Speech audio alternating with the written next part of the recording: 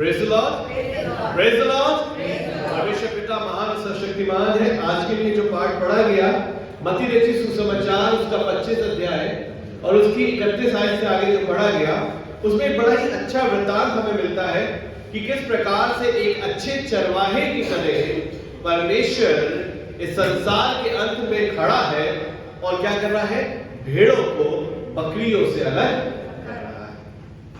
और कहने लगा वहां पे कि जो भेड़े हैं वो तो मेरे पिता के राज में आएंगी क्योंकि उन्होंने कुछ अच्छे कार्य किए हैं, और जो बकरियां हैं कहने लगा है श्रापित लोगों निकल जाओ। खुदा के लोगों, परमेश्वर का वचन बताता है, कहता है कि प्रभु यीशु मसीह से कहने लगा कि मैं जो हूं तुम्हारे पास आया, तुमने मेरी सुधी ना ली। मैंने तुम्हारे पास आया और तुमने मेरा ध्यान नहीं दिया, मेरे को खाने को नहीं दिया, मेरे को पीने को नहीं दिया।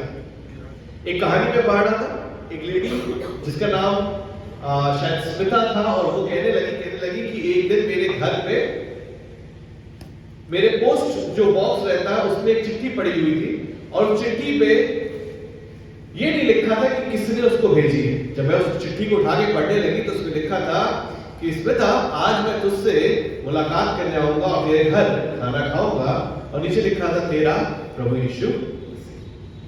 वो बड़ी उत्साहित हो गई, बड़ी खुश हो गई कि आज प्रभु यीशु मुझसे मिलने आने वाला है। और उसने जल्दी से क्या किया, उसने अपने घर को झाड़ा बुहारा साफ किया क्योंकि आज प्रभु यीशु मसीह से मिलने आने वाला था। सब कुछ सफाई जब उसकी हो गई, जैसे अभी हम लोग क्रिसमस आने वाला है तो हम लोग अपने क्रिसमस के लिए अपने घर को बिल्कुल साफ सुथरा करेंगे, साल भर की सारी गंदगी सारी चीजें निकाल के बाहर करेंगे। उसने भी सब कुछ साफ किया क्योंकि प्रभु यीशु मसीह आने वाला है।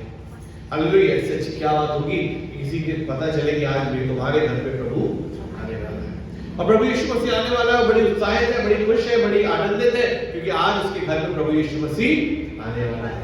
जब इस बात को उसने सोचा और अपने घर को साफ किया, उसने देखा यार मेरे घर में सब कुछ तो है पर बहुत अच्छे व्यंजन नहीं है, बहुत अच्छे खाने पीने को नहीं है जो मैं प्रभु के सामने लगाऊं। तो उसने क्या किया, ठंड का मौसम था, एक बड़ा अच्छा सा नया कोट निकाला और उसको पहना क्योंकि आज प्रभु यीशु मसीह आने वाला है। तो उसने बड़ी तैयार हुई और बाजार गई और अच्छे से अच्छे सारी चीजें उसने खरीदने शुरू करी, अच्छे से खाने की चीजें, व्यंजन सब कुछ खरीदने शुरू करे।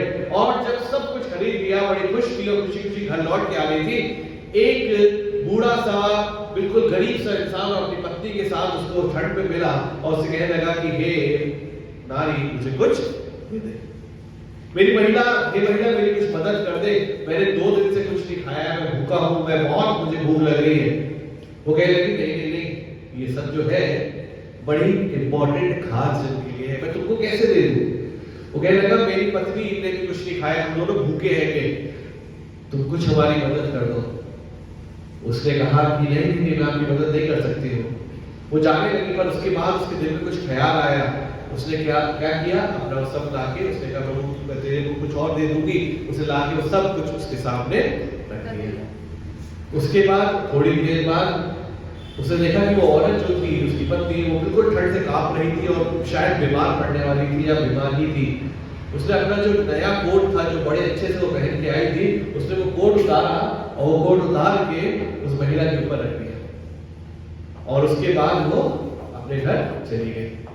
जैसे वो अपने घर पहुंची तो उसे देखा कि ये शाम का समय है और शाम के समय कोई पोस्ट मैन तो आता नहीं है, फिर भी मेरे पोस्ट के जो डब्बा है उसमें एक चिट्ठी पड़ी हुई है। उसने जब वो चिट्ठी निकाली और पढ़ना शुरू करा तो उसमें लिखा हुआ था, तुम्हारा भोजन बहुत स्वादिष्ट था और तुम्हारा कोट बड़ी ही अच्छी गर्माहट देता है, प्रभु यीशु मसीह। कई बार हम जो ये बातें छोटी छोटी बातें कर देते, हमको पता नहीं है हमने कितनी बार सरदूतों की और कितनी बार परमेश्वर के लोगों की सेवा टहल करी है और परमेश्वर ने उसके द्वारा आपके जीवन में आशीषित करी है। आपका जीवन प्रभु चाहता है कि ऐसे ही जीवन बन जाए, वो उसकी इच्छा ही है। अगर पहला थिस्सलुनीके जहां पे हमने पढ़ा था उसका 4था अध्याय, पहला थिस्सलुनीके उसका 4था अध्याय और उसकी 3री आयत पढ़े तो वहां पे लिखा है जी, पहला थिस्सलुनीके उसका 4था अध्याय उसकी 3री आयत जी, परमेश्वर की इच्छा ये है, कहने लगा क्योंकि परमेश्वर की इच्छा ये है, एक इच्छा है खुदा की, वो आपके जीवन से, हमारे जीवन से कुछ बात है जिसको वो चाहता है, वो ऐसी उसकी चाहत है, उसकी इच्छा है। और क्या कहने लगा, क्या इच्छा है जी, तुम पवित्र बनो, कहने लगा कि तुम पवित्र बनो। वो आपको नाश करना नहीं चाहता है, वो आपको बर्बाद करना नहीं चाहता। वो चाहता नहीं है कि आपका जीवन गलत रास्तों पे बढ़ता चला जाए। वो चाहता नहीं है कि आपका जीवन गलत बातों पे चला जाए। वो तो ये चाहता है कि आप और हम पवित्र। वचन बताता है, कहता है परमेश्वर के भवन को पवित्रता की शोभा देती है। कुद्दूसियत खुदावंद के घर की जेबा है, उर्दू में लिखा है। इसका मतलब है कि परमेश्वर के घर को जब आप पवित्रता के साथ, कुद्दूसियत के साथ जाते हैं तो परमेश्वर को ये बात अच्छी लगती है। लेकिन कैसे हम अपने जीवन को पवित्र करें, कैसे हम अपने आप को साफ करें, कैसे हम उन गलत बातों को जो हमारे जीवन में पाई जाती है उनको दूर करें, क्योंकि हमारा कंडक्ट जो है वो कई बार गलत होता चला जाता है। कैसी पवित्रता की बात परमेश्वर हमसे कर रहा है। मेरे साथ पढ़े निकाले पहला पत्रस उसका पहला अध्याय, पहला पत्रस उसका पहला अध्याय और उसकी 15 और 16। और जैसा तुम्हारा बुलाने वाला पवित्र है, कहने लगा पत्रस जब इस पत्री को लिखने लगा, कहने लगा कि जैसा तुम्हारा बुलाने वाला पवित्र है। कैसे पवित्र बनना है? जैसा तुम्हारा बुलाने वाला पवित्र है जी, वैसे ही तुम भी अपने सारे चाल चलन में पवित्र बनो। कैसे बनो? जैसा तुम्हारा बुलाने वाला पवित्र है। हमें परमेश्वर के आपके बात के हिसाब से अपने जीवन को जीना आना चाहिए। जैसा हमारा परमेश्वर जो हमको बुलाता है, जो हमारा बुलाने वाला है, जैसा वो पवित्र है, वैसा ही हमको अपने जीवन में पवित्र बनने की जरूरत है। कई बार हम दूसरे के नमूने को फॉलो करते हैं, है ना। मुझे याद है जब मैं छोटा था तो एक मूवी आई थी तेरे नाम। उसमें सलमान खान ने ऐसे करके लंबे लंबे बाल रख लिए थे, बीच से बाल निकाल के, और भाई आधे से ज्यादा जनता सब तेरे नाम बन गई थी, क्योंकि हम फॉलो कर रहे थे, किसी के नमूने को फॉलो कर रहे थे, है ना। जब एक पिक्चर आई, पिक्चर का नाम था धूम, और फिर तो देखो सबकी धूम धूम मचा के चल रही थी, गाड़ियां ऐसी जैसी सब में नाइट्रस लग गया हो और सब बिल्कुल तेजी के साथ भगाए चले जा रहे। क्यों? क्योंकि हम किसी के नमूने को फॉलो कर रहे थे। पर हमको एक नमूना दिया गया है, हमको प्रभु यीशु मसीह दिया गया है, हमारे लिए एक उद्धारकर्ता जन्मा है जिसने हमारे को रह के दिखाया कि तुम कैसे पवित्र बनो। कई बार हम कहते हैं वो तो प्रभु था, हम तो मनुष्य हैं। वो कहने लगा वो संपूर्ण प्रभु और संपूर्ण मनुष्य बन के हमारे बीच में आया था। उसको भी भूख लगती थी, उसको भी दर्द होता था, उसको भी नींद आती थी, उसको भी बुरा लगता था जब लोग उसका ठट्ठा उड़ाते थे, उसका भी खून बहा। परमेश्वर प्रभु यीशु मसीह संपूर्ण मनुष्य बन के हमको नमूना देने आया था कि ऐसा ऐसा जीवन हमको जीने की जरूरत है। तभी तो पत्रस क्या कहता है, 5वें अध्याय से पढ़ दे, 15वीं आयत से पढ़ दे इसकी, पहला पत्रस पहला अध्याय 15वीं आयत, कि जैसा तुम्हारा बुलाने वाला पवित्र है। प्रभु यीशु मसीह ने कोई भी ऐसा कार्य नहीं किया अपने पूरे जीवन में, ना तो उसने अपने मुंह से गंदी बात निकाली, ना किसी ने जिसने उसको लांछन दिया उसको बदले में लांछन दिया। प्रभु यीशु मसीह ने हर एक बात जो बोली अपने मुंह से, उसमें कहीं भी कोई पाप नहीं किया। पर हमसे तो चलते फिरते आते जाते बैठते उठते पाप हो ही जाता है, और हम कहते हैं कि यार ऐसा तो हो ही जाता है। प्रभु यीशु मसीह इसकी 16वीं आयत पढ़ दे, इसमें क्या लिखा है जी? लिखा है पवित्र बनो क्योंकि मैं पवित्र हूं। कहने लगा क्योंकि लिखा है पवित्र बनो क्योंकि मैं पवित्र हूं। प्रभु यीशु मसीह पवित्र है। वो कहने लगा अगर मैंने करके ना दिखाया होता तुम्हें तो तुमसे कभी, अगर मैंने वो सब काम करके नहीं दिखाया होता तो तुमसे कभी नहीं करता। पर मैं जैसा मैं पवित्र हूं वैसे ही तुम भी पवित्र हो। आज खुदावंद चाहता है कि हम अपने आप को एब्स्टेन करें, अपने आप को हटा लें उन सब बातों से जो हमें अपवित्रता की ओर ले जाती है, वो बातें जो हमको गलत रास्तों की तरफ ले जाती है, वो बातें जो हमको परमेश्वर से दूर ले जाती है, उन बातों को अपने आप से दूर कर लें। और पता है पहला थिस्सलुनीकियों उसके 4वें अध्याय और उसकी 3री आयत तक खत्म नहीं हुई है, उसमें क्या लिखा है आखिरी में जी? व्यभिचार से बचे रहो। लिखा है अर्थात व्यभिचार से बचे रहो। अर्थात व्यभिचार से बचे रहो। He want to sanctify you, वो आपको पवित्र बनाना चाहता है, लेकिन कैसे? आपको व्यभिचार से बचना पड़ेगा। जब वचन कहने लगा व्यभिचार से बचे रहो, पवित्र बनो, तो वो पवित्रता का मतलब सिर्फ और सिर्फ बाहर की पवित्रता के बारे में बात नहीं कर रहा था, वो अंदर से भी आपको पवित्र करने की बात कर रहा था। ये नहीं है कि आप सुबह चर्च आते हैं तो आपको नहा के ही आना चाहिए तभी आप पवित्र है ना? 4 बार हम ऐसे ऐसे ऐसे करेंगे तभी हम पवित्र हैं? नहीं, वो कह रहा था पवित्र बनो। उसका कहने का मतलब था कि अंदर बाहर दोनों से पवित्र बनो। एक बर्तन को अगर हम बाहर से ही धो दें और अंदर से उसको साफ ना करें तो वो क्या साफ है? आप सब लोग घर में बर्तन धोते हैं, है ना? धोते हैं ना? तो जब बर्तन रहता है तो सबसे ज्यादा गंदा वो कहां से रहता है? अगर इस्तेमाल हो रहा है तो सबसे ज्यादा कहां से गंदा रहेगा? अंदर से। तो जरूरत इस बात की कि ज्यादा साबुन और ज्यादा मेहनत हम कहां लगाएं? अंदर की तरफ लगाएं। कई बार हम अपने जीवन में बाहर से तो बहुत अच्छी सफाई कर लेते हैं, बाहर से तो बहुत अच्छे दिख रहे हैं ना, आज अच्छा लग रहा होगा, है ना? मेरी बीवी मुझसे कह रही थी कि तुम दाढ़ी नहीं बना के जा रहे हो, गलत बात है। खुदा के लोगों, मेरी बाहरीपन कैसा है उससे उतना फर्क नहीं पड़ता है, पर मेरे अंदर क्या पाया जाता है उससे ज्यादा फर्क पड़ता है। परमेश्वर के भवन में जब आप आए तो आप बाहर से तो साफ होके आए, बाहर से तो पवित्र होके आए, लेकिन अपने अंदर से भी आपको शुद्धता लेके आने की जरूरत है। खुदा का वचन बताता है कि अगर आपने किसी के बारे में कुछ सोच भी लिया तो आपने वो कर लिया। यहाँ लिखा हुआ है, कहने लगा कि अर्थात व्यभिचार से बचे रहो। मतलब इसका मतलब है सबसे ज्यादा जो हम गुनाह कर देते हैं जिसकी वजह से हमारी पवित्रता खो जाती है वो व्यभिचार है। अच्छा, व्यभिचार होता क्या है? इंग्लिश में लिखा है सेक्सुअल इमोरलिटी। व्यभिचार होता क्या है? किसी को बुरी नजर से देखना वो व्यभिचार होता है, ताड़ना किसी को, है ना? व्यभिचार। हाँ, जब आप अपनी लॉयल्टी को खो देते हो वो क्या होता है? व्यभिचार होता है। जब आप अपनी लॉयल्टी को खो देते हो, पता है आप और हम कौन हैं?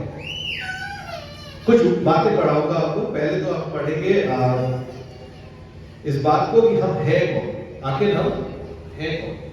अगर आप देखो तो आप और हम परमेश्वर के, हमारी देह क्या है? परमेश्वर का मंदिर है। क्या तुम नहीं जानते कि तुम्हारी देह परमेश्वर का मंदिर है?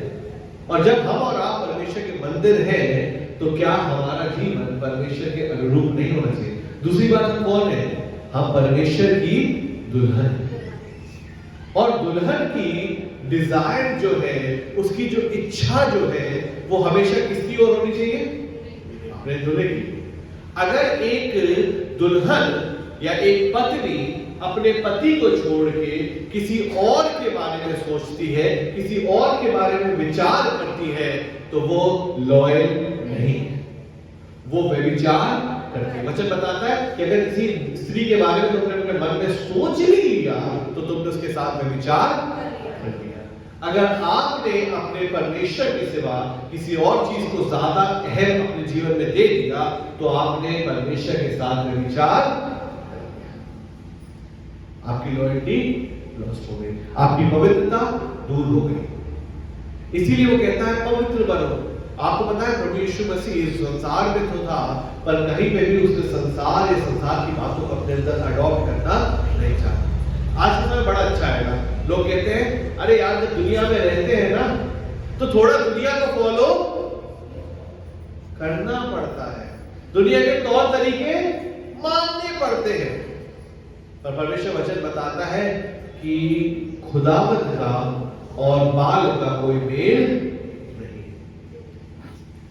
दूसरे अन्य देवताओं का और परमेश्वर का कोई मेल नहीं है। वो परमेश्वर वचन बताता है असमान जुए में मत जुओ, जो चीज तुम्हारे हिसाब से नहीं है उसको मत जाओ।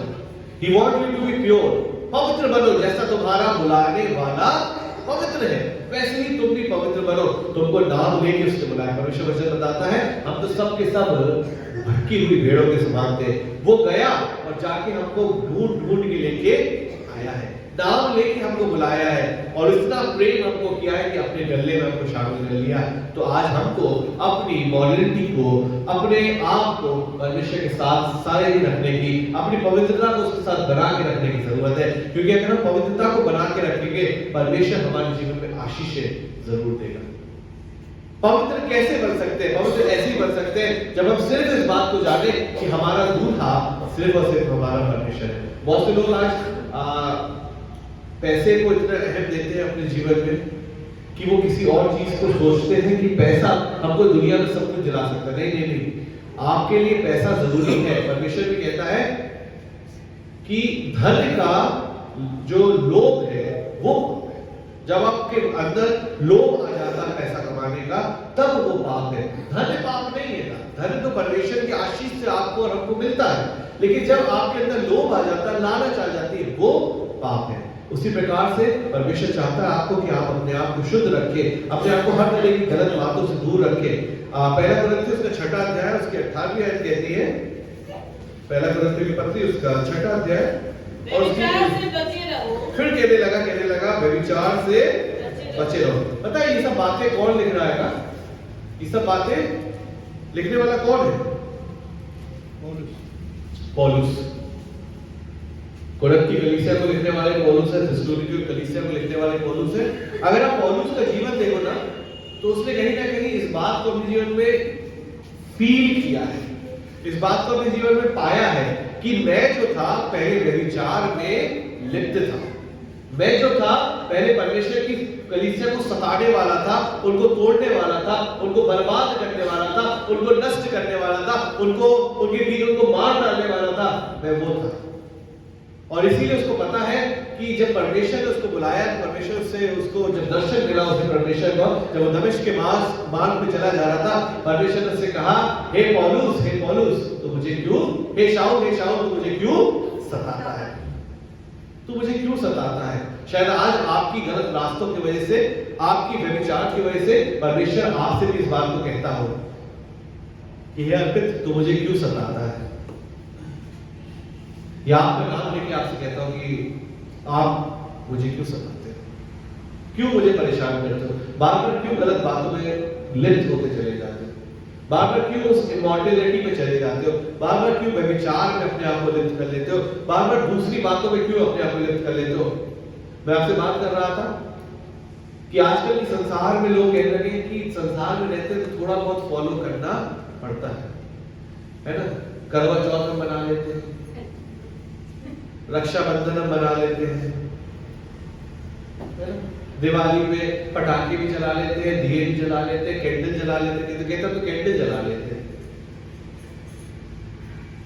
पता है, जब आप अपने जीवन में ये सब कार्य करते हैं, आप दुष्ट आत्माओं को अपने घर में इनवाइट करते हैं कि आओ, मैं झाड़ा बुहारा पड़ा हुआ हूं, आओ और आके मेरे ऊपर जो चाहो वो कर लो। पता है, बहुत से जगह पे तो लोग जाते जाके टीके भी लगा लेते हैं। टीका आपके सर पे खुदावन के उस वाटर मार्क, उस क्रूस को बनाया गया था। बिंदी लगाना, टीका लगाना, ये सब परमेश्वर के हिसाब से नहीं है। आप संसार में तो रहो, पर संसार के सदृश ना बनो। अगर आप ऐसा सब करते हो तो आप व्यभिचार करते हो, और वो आपको व्यभिचार की संतान और शापित लोग कहता है मेरे सामने से दूर हो जाओ और उस अनंत आग में चले जाओ जो तुम और तुम्हारे जैसे लोगों के लिए तैयार की गई है। परमेश्वर चाहता है आप पवित्र बनो, वो चाहता है। वो कहने लगा, इससे बड़ा एग्जाम्पल मैं नहीं दे सकता हूं कि मैं तुम्हारे लिए आया, तुम्हारे लिए पैदा हुआ, तुम्हारे लिए जिया, तुम्हारे लिए दुख उठाया, तुम्हारे लिए क्रूस पे अपने बलिदान को दे दिया, और एक दिन अपने बाप के पास से फिर तुम्हारे लिए आऊंगा। इससे ज्यादा मैं क्या दिखा दूं तुम्हें? उससे बड़ा एग्जाम्पल मैं आपको क्या दे दूं? परमेश्वर वचन बताता है, कहता है कि पवित्र बनो क्योंकि तुम्हारा बुलाने वाला पवित्र है। इस बात को याद रखिए कि जिसने आपको बुलाया, आप इस बात को सोच के देखिए, जब हमें कोई बुलावा आता है, कहीं से कोई बुलाया जाता है किसी पार्टी में या कहीं पे, तो जिस जगह हमें बुलाया जाता है हम उसके हिसाब से वहां जाना मांगते हैं। अगर बड़ी पार्टी है तो भैया सूट वूट पहन के अच्छे से जाएंगे, अगर ऐसी पार्टी है कोई ठीक ठाक है तो भैया ऐसे ही चले जाएंगे, और कहीं नेताजी की रैली में जाना है तो कुर्ता जरूर पहन के जाएंगे। जैसा बुलाया जा रहा है वैसे ही तो जा रहे हैं। जब आपको परमेश्वर ने बुलाया है कि आओ मेरे हैकल में आओ उस कनान देश में जो मैंने तुम्हारे लिए तैयार किया, उस स्वर्ग देश में जो मैंने तुम्हारे तैयार किया, आओ उसमें शिरकत करो। तो जो आपको बुला रहा है, जैसा वो पवित्र है, आप भी पवित्र बनो। परमेश्वर आप सबको आशीष दे। Praise the Lord. परमेश्वर के प्रेम में बने रहें। आइए अपनी आंखों को बंद करें, प्रार्थना